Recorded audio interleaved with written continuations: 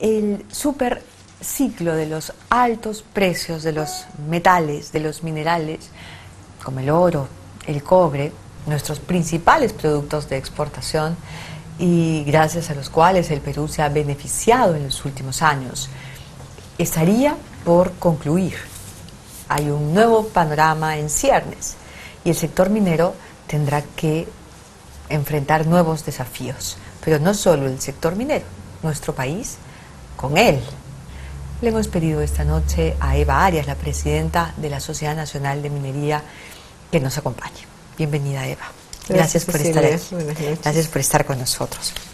Ayer el presidente Ollanthumala dijo que la consulta previa, y lo voy a citar textualmente, no existe para obstaculizar a la inversión minera, sino que busca la legitimidad con las poblaciones, sobre todo en aquellos ámbitos de influencia cercana a las empresas extractivas. ¿Esta visión te parece realista o te parece más bien una visión romántica del propio mecanismo de la consulta previa? Complementariamente a lo que ha citado, también dijo de que era un proceso que se tenía que ir aprendiendo y que se iría caso a caso y se iría avanzando poco a poco. Literalmente no recuerdo cómo lo dijo, pero eso es lo que yo capté. Y creo que en ese sentido está en lo correcto. O sea, cuando uno tiene procesos nuevos que enfrentar, nosotros como país tenemos este compromiso, este convenio de la OIT, y si tenemos procesos nuevos que enfrentar, tenemos que ir aprendiendo a hacerlos poco a poco. Lo que no podemos hacer es tener una situación y empezar como si supiéramos y tuviéramos todas las facilidades para hacerlo. Entonces creo que ir pausadamente, es más, es algo que yo lo he comentado anteriormente, si uno va con prudencia, va en forma pausada, va aprendiendo, como lo ha dicho el presidente, mientras hace el proceso, creo que es mejor. No crea sobre expectativas, nos damos cuenta que tenemos que hacer un proceso organizado, bien hecho, a donde corresponda sobre todo, y poco a poco iremos haciendo camino al andar, como decía el poeta. Ahora, ¿hay un riesgo político? Porque te he escuchado decir que puede terminar afectando a la economía del país, pero ¿hay un riesgo de que este mecanismo sea utilizado, manipulado políticamente? Sí, esa es la preocupación, y por eso que se inicie procesos puntuales en determinadas zonas donde es indubitable que se tiene que dar el proceso e ir haciéndolo para aprender mientras se hace, es valioso, porque si queremos hacerlo ¿qué le digo? Indiscriminadamente, en una forma inarmónica, lo que vamos a tener es montones de personas que van a querer sacar algún partido político del tema, como ya nos ocurre en otros ámbitos, especialmente con todo lo que tiene que ver con industrias extractivas, ¿no? Entonces creo que es prudente hacerlo de esta manera, si no sería muy peligroso desde el punto de vista de injerencias políticas, que finalmente podrían, y esto lo he dicho antes también, podrían paralizar el país, el desarrollo inclusive de la infraestructura. No pensemos solo que lo único que debe ser consultado es aquello que tiene relación con la industria extractiva. Hacer una carretera, por ejemplo, podría tener que ser consultado. Entonces, una hidroeléctrica. O una hidroeléctrica, en general, cualquier cosa que podría afectar derechos colectivos. Pero no necesariamente en todas partes se tiene que hacer la consulta. Yo creo que es valioso hacerlo con prudencia y aprender mientras se hace, pero no empezar un proceso inorgánico donde podría ser caldo de cultivo para intereses políticos, ¿no? Y se debería usar el reglamento para las precisiones, porque ¿qué son pueblos indígenas? ¿Qué son pueblos originarios? ¿Qué son comunidades? ¿O dónde están realmente las comunidades? En el caso de Cañariaco, por ejemplo, que quieren un grupo de pobladores muy politizados, precisamente quieren aplicar la consulta previa para Cañariaco. ¿Estamos frente a un pueblo originario? Bueno, yo no te lo podría decir porque soy arquitecta, no antropóloga, pero de todas maneras la exploración minera, en ese caso concreto de Cañariaco, ya tiene como una década en la zona. Ya ha habido una interrelación entre la empresa, los pobladores. Yo creo que ahí también hay algo de oportunismo político.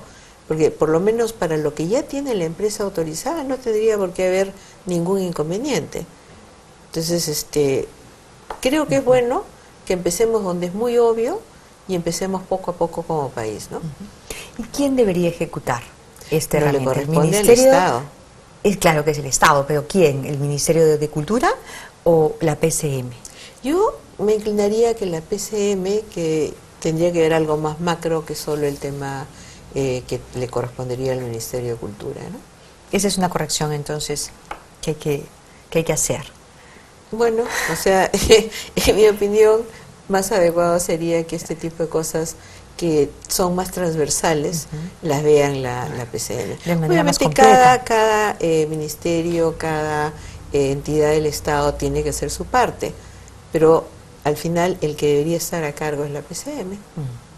Ahora, el presidente del Banco Central de Reserva, Julio Velarde, en realidad el gran aval del presidente Ollanta Humala, porque fue una de las mejores decisiones que el presidente Ollanta Humala tomó al momento de asumir ya las decisiones del país, el destino, la conducción del destino del país.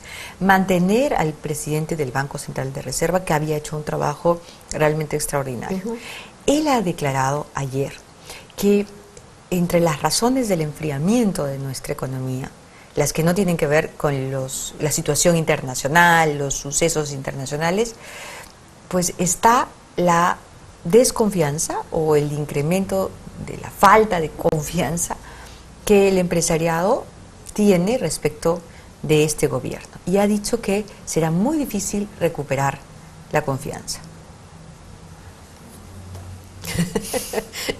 Bueno, la confianza realmente es algo que es fácil de perder y no es tan fácil de recuperar. Eso en términos generales. Yo creo que un factor, sobre todo en nuestras industrias, un factor especial que hace que haya, que te digo que no avancen las cosas lo rápido que quisiéramos, ha sido también los conflictos sociales. Porque eso de todas maneras te demora, de todas maneras constituye un costo. Entonces, yo creo que eso es uno de los factores. O sea, no solo podemos pensar en el caso nuestro, que es un tema de confianza o de desconfianza. Yo creo que hay una serie de cosas involucradas. En los tiempos perdidos por conflictos sociales no se recuperan y ya están en el costo. Y por otro lado, tenemos el tema de los permisos, que eso sí se están, ahora hay bastantes iniciativas que están permitiendo que los permisos se aligeren sin bajar los estándares, pero que haya más eficiencia por parte del Estado en revisar los documentos y atender más fácilmente los permisos, más rápidamente, más que más fácilmente. Entonces yo creo que eso sí va a permitir que las inversiones nuevamente se hagan más rápido y ojalá que con eso se agilicen y ojalá que con eso podamos recuperar el paso perdido, ¿no?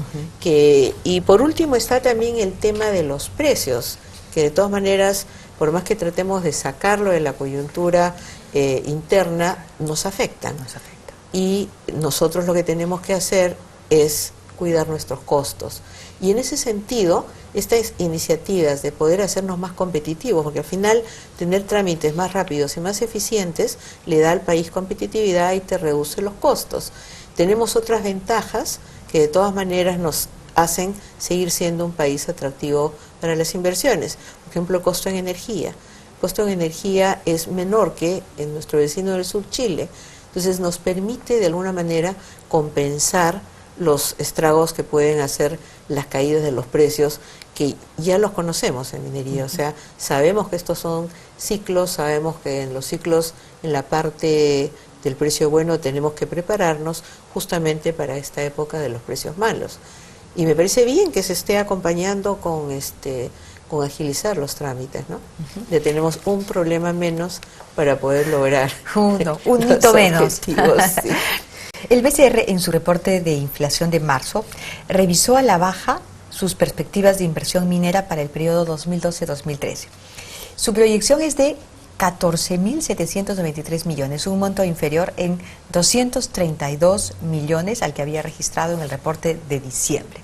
Esta visión a la baja, ¿a qué se debe? Es un poco lo que estamos conversando, ¿no? O sea, pensar que las inversiones van a reducirse tiene que ver con los apetitos que hay en los inversionistas.